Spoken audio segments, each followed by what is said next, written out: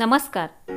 आज आपण आपल्या बालपणीच्या आठवणीतील सन 1970 या काळातील इयत्ता दुसरी बालभारती या पुस्तकातील संत एकनाथ हा पाठ बघणार आहोत.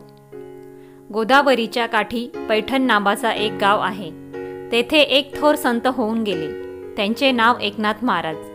ते सर्वांशी सारख्याच प्रेमाने वागत. पशु पक्षी माणसे ही सारी देवाचीच लेकरे आहे असे त्यांना वाटत असे. एकदा महाराज काशीहून गंगेची कावड घेऊन रामेश्वराला जात होते. त्यांचा शिष्य उद्धव व इतर मंडळी त्यांच्याबरोबर होती. हे सारे जण मजल दर मजल करीत रामेश्वर जवळ पोहोचले. आता रामेश्वरम काही फारसे दूर नव्हते. आता नाथ लवकरच रामेश्वरास पोहोचतील. तेथे जाताच रामेश्वराला गंगाजळाने अभिषेक करतील. सगळ्यांची यात्रा पुरी होईल या विचाराने त्यांच्या चेहऱ्यावर आनंद दिसत होता. ते उन्हाळ्याचे दिवस होते. दुपारची वेळ होती. ऊन मी म्हणत होते. आजूबाजूला रखरखीत वाळवंट पसरलेले होते. अशा त्या वाळवंटात एक गाढव तडफडत असलेले नाथांना दिसले.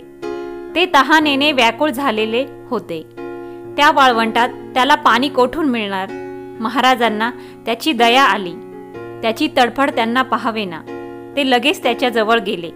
त्यांनी खांद्यावरील कावड खाली ठेवली. कावडीतील गंगाजळाने रामेश्वरला ते अभिषेक करणार होते. तेच गंगाजळ त्यांनी त्या तडफडणाऱ्या मुक्या प्राण्याला मोठ्या मायेने पाजले. गाढवाची तहान भागली. त्याला हुशारी वाटू लागली. ते उठून उभे राहिले. महाराजांना ते पाहून किती समाधान वाटले. त्याच्या पाठीवरून ते प्रेमाने हात फिरवू लागले.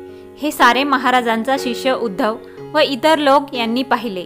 ते महाराजांना म्हणाले, महाराज, हे हो काय केलत? आपणाला या गाढवाचा विटाळ झाला. सारं गंगाजळ अपवित्र झालं. आता रामेश्वराला जाण्याचा काय अर्थ उरला? अगदी थोडक्यासाठी आपली सारी यात्रा वाया गेली. महाराजांच्या बरोबरीची सर्व माणसे नाराज दिसत होती. महाराज मात्र शांत होते. त्यांच्या मुखावर आनंद दिसत होता. ते म्हणाले, बाबांनो, या मुक्या प्राण्याला तडफडून कसं मरू द्यायचं? मग